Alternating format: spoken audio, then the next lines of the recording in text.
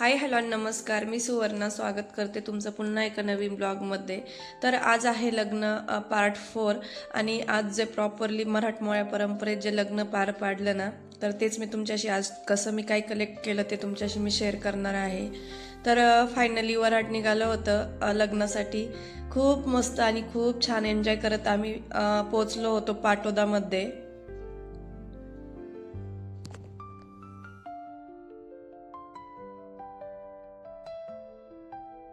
लग्न पाटोदालाच होतं आणि मस्त असं लॉन्स होता आणि तेथे त्यांचे छान असे दोघांचे पोस्टरसुद्धा लावलेले होते आणि खूप छान वाटत होतं.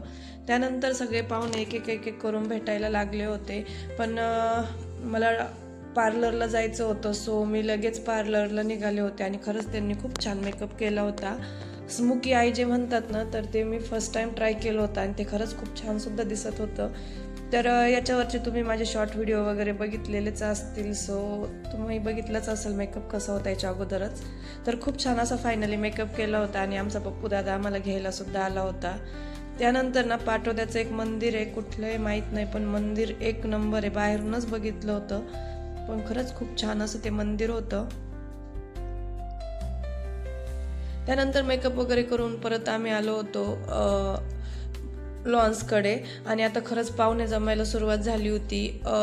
जाताना तर काहीच गर्दी नव्हती. जेव्हा इथे आपली पार्किंग होती तिथे आणि आलो तर गाडी पार्क करायला सुद्धा जागा नव्हती. एवढी डेंजर गर्दी आता झाली होती आणि पाहुणे येणं पण सुरू झालेलं होतं.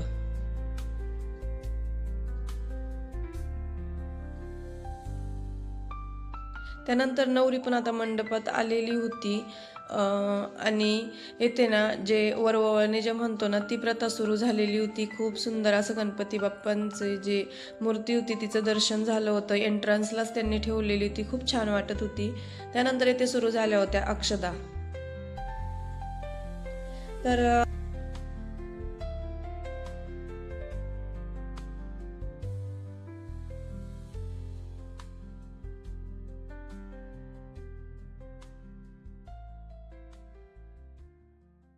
त्यानंतर ना आमचं छान असं फोटोशूट चालू होतं इथे.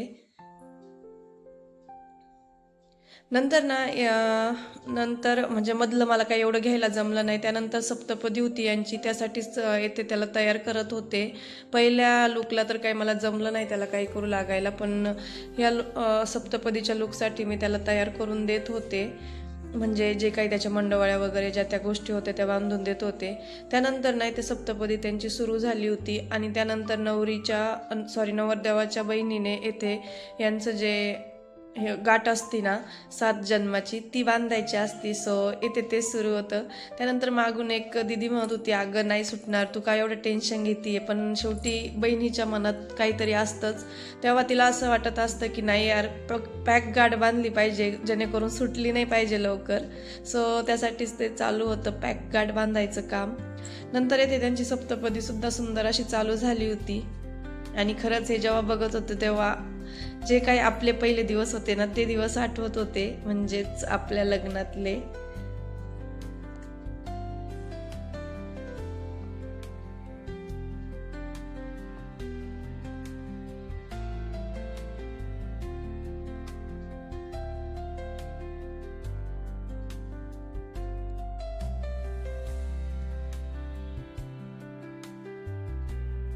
त्यानंतर नवरदेव नवरी जेवायला गेले होते आणि टिपणी म्हणून असं 2100 रुपये त्यांनी असं तिथे हळदीच्या ताटावरती लिहिलेलं होतं. त्यानंतर तुमच्याकडे या प्रथाला काय म्हणतात ते नक्की सांगा. येथे ना पहिल्यांदा कलवरीचे पाय धुवायचे असतात, म्हणून त्यांनी फर्स्ट टाईम मला बसवलं होतं आणि नवरदेवाची कलवरी म्हणजे मानाची कलवरी होती मी, त्यामुळं तिथे मी बसले होते. याच्यानंतर त्यांनी खूप डेंजर माझा असा मेकअप केलेला होता. पूर्ण भांगामध्ये कुंकू वगैरे भरलेलं होतं, ही पावडर वगैरे लावलेली होती. खूप डेंजर केलेला होता अवतार. पण तेव्हा बहुतेक व्हिडिओ माझा बंद झालेला होता. सो त्यानंतर मावशी आणि बाकी तिच्या येईनींसोबत तिचे चाललेली ही थोडीफार मस्ती होती. त्यानंतर तिच्या येईनींचा हा मेकअप सुरू होता. तुमच्याकडे ना याला काय म्हणतात हे मला नक्की सांगा कमेंट करून. त्यानंतर नवरी निघाली.